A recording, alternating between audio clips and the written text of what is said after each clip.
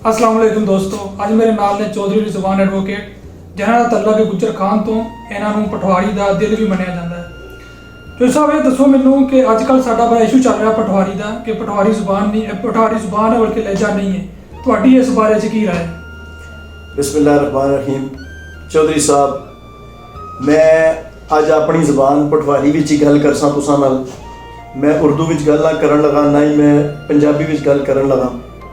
तुसां एक बहुत ही अहम टॉपिक पर माड़े कोलों सवाल पूछया और मैं तुसां ने यूट्यूब पर, फेसबुक पर और टिकटॉक पर तुसां ने काविशा तकड़ा रहना कि तुसां कितनी मेहनत नाल और कितनी दिलजमी नाल पंजाबी ज़बान की प्रमोशन वास्ते तगो दो करने हो पे। और ये एक वेरी एप्रीशिएटेबल तुसां एक अमल है।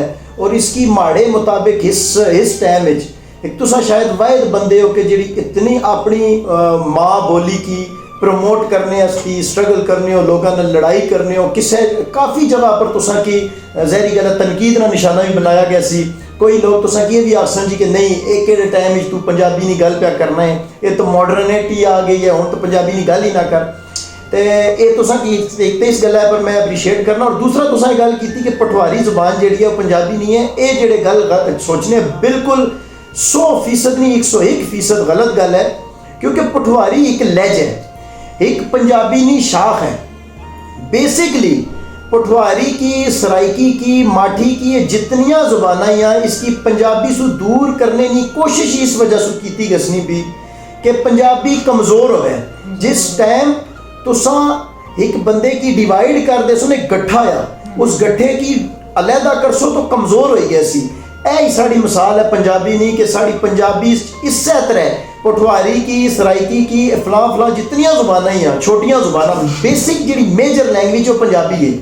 माँ पंजाबी है, उसके अगे जितने बच्चे ने वो छोटियां छोटियां ज़ुबानां हैं। पटवारी बाकायदा एक पंजाबी ज़ुबान की शाख है, एक लहजा है। इसकी अगर तुसा इस ज़ुबान तो अलग कर सो, यानी इस तरह समझा गया सी कि जिसम सु हिस्से की दूर करना हो, मां से उसने बच्चियां की दूर करना सी। और तुसा कमज़ोर ही इससे वजह से हो, सो याद रखो। और सब तो बड़ी गल याद रखे तुसां नाल मैं पटवारी ज़ुबान गल करना तुसी समझ असनी भी 100% समझ असनी भी। याद रखे जिस टाइम तुसां की कोई ज़ुबान समझने वास्ते ट्रांसलेटर की ज़रूरत ना पवे, तुसां ये समझो कि माड़ी अपनी ज़ुबान है।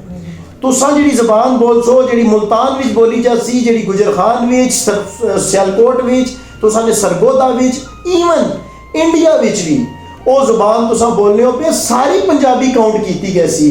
पहाड़ी ज़ुबान आ गई, ये भी पंजाबी च तुसां उसकी काउंट कर सो, ठीक होगा। अच्छा दूसरे पास तुम चले गए इंदको, फिर उसकी पंजाबी ना सो क्योंकि टोटल एक्सेंट चेंज है, उसके विच एक्सेंट चेंज हो गया, उसी तुसी विदाउट ट्रांसलेटर नहीं समझ सकने हो।